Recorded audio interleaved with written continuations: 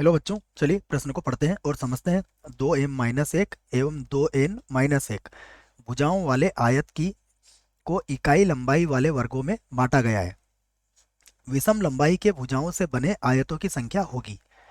और विकल्प हमें ये चार दिए गए हैं, इनमें से हमें सही विकल्प का पता लगाना है। प्रश्न को हल करने से पहले हम लिखेंगे प्रश्न के लिए मुख्य अवधारणा, मुख्य अवधारणा जिसकी सहायता से इस प्रश्न को हल किया जाएगा। तो मुख्य अवधारणा में बच्चों आपको ये पता है कि यदि n वस्तुओं में से r वस्तुओं को लेकर क्रमचय बनाए जाते हैं तो इसकी संख्या क्या होती है। क्रमचय नहीं बच्चों, संचयी है ना। n में से r वस्तुओं को लेकर बनने वाले संचयों की संख्या क्या होती है। n का क्रम गुणित r का क्रम गुणित और n-r का क्रम गुणित। और यहीं से एक बात और हम जानते हैं कि यदि nc 1 है बच्चों तो ये किसके बराबर होता है, n के ही बराबर होता है। सूत्र से भी लिख सकते हैं और सीधे भी आप इसको लिख सकते हैं। अब हम यहाँ से प्रश्न को हल करेंगे। देखिए, अच्छे से प्रश्न को समझना है हमें, क्या क्या कहा गया है प्रश्न में, पहले उसकी बात समझते हैं। देखो यहाँ पर भुजाओं की लंबाई, तो भुजाओं की लंबाई देखिए बच्चों क्या क्या है। 2m-1 तथा 2n-1 है ना। इकाई नहीं दी गई है तो हम ऐसे ही लिखेंगे इसको, 2m-1 और 2n-1 है। अब हम यहाँ पर एक आयत बनाते हैं, उससे हमें कुछ बातें और अच्छे से समझ में आएंगी। ये मान लीजिए हमारे पास एक आयत है, ठीक है। ये हमने एक आयत बना लिया। अब इस आयत को यदि हम क्या करें बच्चों, देखो इसकी लंबाई इधर वाले की मैं मान लेता हूँ 2m-1 और इसे मान लेता हूँ 2n-1। अब आप देखिए यदि हम इसको एक एक के अंतराल में बांटे, देखो इसको एक एक के अंतराल में हम लोग इस प्रकार से बांट दे बच्चे, है ना। ज़्यादा अंतराल भी बन सकते हैं, ज़्यादा नहीं, मतलब इनकी संख्या केवल हम यहाँ पे समझाने के लिए लिख रहे हैं। तो ये एक एक का अंतराल करके हमने इसको बांट दिया। अब आप देखिएगा यहाँ पर 2m-1 है। अगर अंतराल की बात करें बच्चों तो देखो यहाँ से आप प्रारंभ करेंगे इसको। यहाँ पर पूरी लंबाई कितनी है इसकी, 2m-1 लंबाई है। अब मान लीजिए देखिए यहाँ पर एक लंबाई निकलेगी, यहाँ पर भी एक ही लंबाई निकलेगी, तो चाहो तो इसको 2 से व्यक्त कर दो। इसी प्रकार यहाँ पर 3 आ जाएगा अगर इसको आप मापेंगे तो यहाँ पर अंतिम में क्या आ जाएगी इसकी लंबाई, 2m-1 हो जाएगी।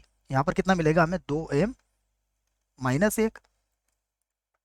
तो कहने का तात्पर्य यह है कि जहाँ रेखाओं की संख्या गिनोगे तो कितनी गिनेगी। देखो आपने जब ये रेखा खींची है बच्चों तो यहाँ से आपने एक आरंभ किया है, परंतु जब लाइनों को गिनोगे या रेखाओं की संख्या को आप की गिनती प्रारंभ करोगे तो यहाँ से गिनना पड़ेगी आपको। एक रेखा, दूसरी रेखा, तीसरी रेखा।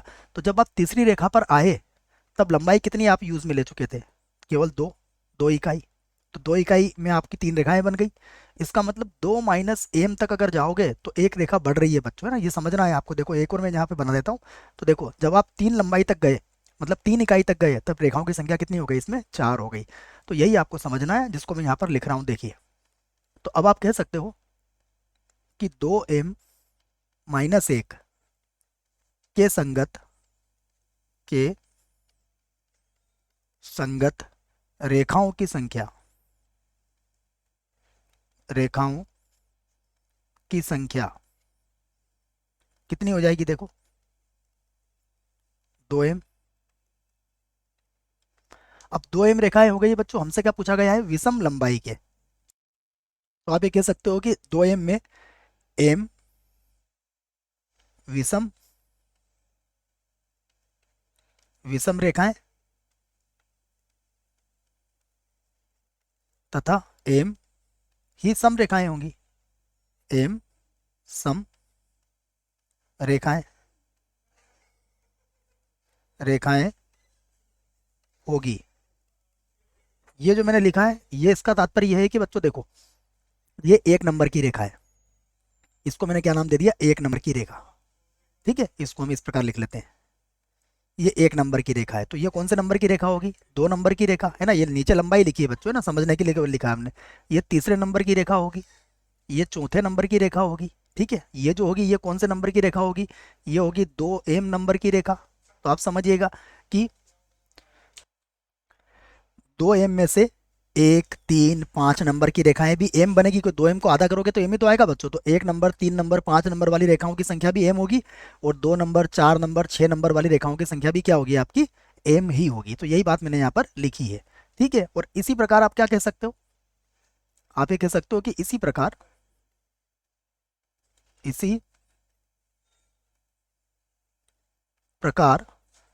2m-1 के संगत, ठीक है। अब रेखाओं की संख्या तो कितनी होगी, 2m की जगह n लिखना था बच्चों, है ना, m लिख दिया गलती से, 2n दिया है। तो इसी प्रकार 2n-1 के संगत रेखाओं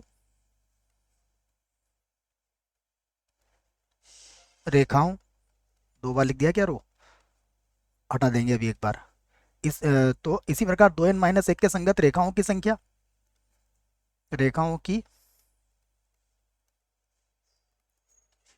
2n होगी, जिनमें जिनमें n सम तथा n विषम होगी, है ना। विषम से मतलब हमारा उनके संख्याओं के नंबर से है बच्चों, ठीक है। इसको पहले मिटा देते हैं हम, नहीं तो भूल जाएंगे। इसको यहाँ से हटा देते हैं, ठीक है। तो बच्चों अब लिखेंगे हम आयतों की संख्या। यहाँ से लिखूंगा मैं आयतों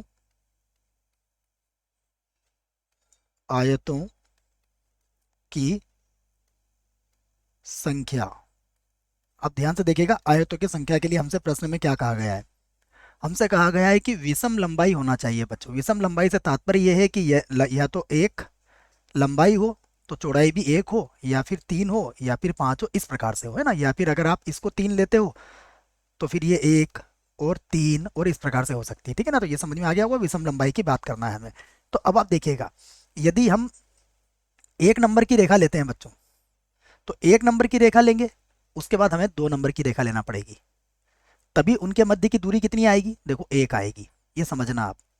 अब यदि मान लीजिए आपने 1 नंबर वाली रेखा ली और उसके बाद 3 नंबर वाली रेखा ले ली, तो क्या समस्या आएगी, लंबाई कितनी हो जाएगी, 2 हो जाएगी बच्चों। इसका मतलब अगर 1 नंबर की रेखा लेते हो तो उसके साथ आपको 3 नंबर की, 5 नंबर की या 7 नंबर की रेखा नहीं ले सकते हो आप, क्योंकि उससे सम भुजाओं की लंबाई सम हो जाएगी। उसी प्रकार देखिए, यदि आप 2 नंबर की रेखा लेते हो बच्चों, तो 2 नंबर के साथ आप 1 नंबर की रेखा भी ले सकते हो, 3 नंबर की रेखा भी ले सकते हो, 5 नंबर की रेखा भी ले सकते हो। परंतु यदि 2 नंबर की रेखा के साथ आपने क्या ले ली, 4 नंबर वाली रेखा ले ली, तो क्या समस्या आ जाएगी, देखो इसकी जो दूरी आ जाएगी ये 2 इकाई आ जाएगी, जो कि सम हो जाएगी। इसका अर्थ ये हुआ कि यदि हम अभी इन खड़ी रेखाओं की बात करें, तो खड़ी रेखाओं में से हम एम विषम रेखाएं हैं हमारे पास, विषम नंबर वाली रेखाएं, उसमें से कोई एक रेखा लेंगे, फिर गुणा एम ही इसमें क्या है, सम नंबर वाली रेखा है, तो एक तो विषम लेंगे और एक हमें क्या लेना पड़ेगा बच्चों, सम नंबर लेना पड़ेगा। तो ये MC1 परंतु इनको एक जैसा मत समझना आप। पहला MC1 मैंने किसके लिए लिया है, विषम के लिए, दूसरा MC1 मैंने किसके लिए लिया है, सम के लिए, ठीक है। तो ये MC1 गुणा MC1 हो गया। अब फिर गुणा, अब यही की यही बातें किस पर होंगी, इन आड़ी रेखाओं के लिए। तो आड़ी रेखाओं में भी वही समस्या आएगी। यदि मैं एन में से सबसे पहले विषम ले लेता हूं, तो फिर मुझे एन विषम में से एक, अगर मैंने पहला एन जो है विषम लिया है, तो दूसरा एन मुझे क्या लेना पड़ेगा, सम लेना पड़ेगा, यूं समझ सकते हो। या फिर पहला अगर सम लेते हो तो दूसरा विषम ले लो बच्चों। तो MC1 गुणा MC1 गुणा NC1 गुणा NC1, समझ में आ गई होगी बात। अगर ये एम यहाँ पर सम है तो ये एम विषम होगा, यदि एन यहाँ पर सम है तो यहाँ पर विषम होगा। इसका विपरीत भी हो सकता है। अब बताइए, इसको हल कीजिए। यदि आपने इसको हल किया तो क्या आएगा, उत्तर आपका MC1 का मान एम होगा, MC1 का मान फिर से एम होगा, जैसे यहाँ पर NC1 में बताया आपको। तो हमारा उत्तर कितना आया, हमारा उत्तर आ गया m का वर्ग और n का वर्ग। ये हमारे प्रश्न का उत्तर है, अच्छे से समझना है आपको। विकल्प की बात करें तो विकल्प कौन सा सही होगा बच्चों, देखो पहला विकल्प देखो आप, ये विकल्प इस प्रश्न के लिए बिल्कुल सही विकल्प है, बाकी गलत होंगे। आशा करता हूँ बच्चों प्रश्न का उत्तर समझ में आया होगा। धन्यवाद।